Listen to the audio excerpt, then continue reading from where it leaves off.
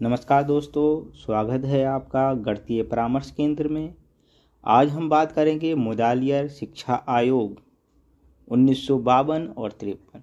इस आयोग के अध्यक्ष डॉक्टर ए लक्ष्मण स्वामी मुदालियर थे, इसलिए इस आयोग को मुदालियर आयोग भी कहा जाता है।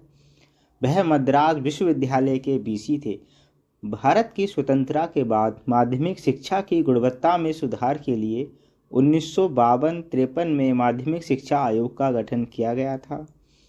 यह आयोग 6 अक्टूबर 1952 को स्थापित किया गया था और अगस्त 1953 को रिपोर्ट प्रस्तुत की गई थी।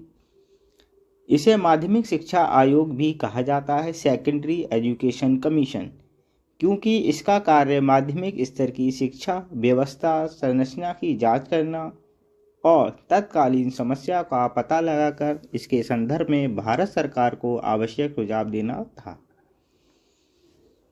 आयोग की नियुक्ति का मुख्य उद्देश्य देश में प्रचलित माध्यमिक शिक्षा प्रणाली की जांच करने के साथ साथ इसके पुनर्गठन और सुधार के लिए सुझाव देना था। आयोग से निम्नलिखित विषय पर सूचना देने को कहा गया था: माध्यमिक शिक्षा की समस्या का अध्ययन करना और उन्हें दूर करने के उपाय खोजना, माध्यमिक स्तर की परीक्षा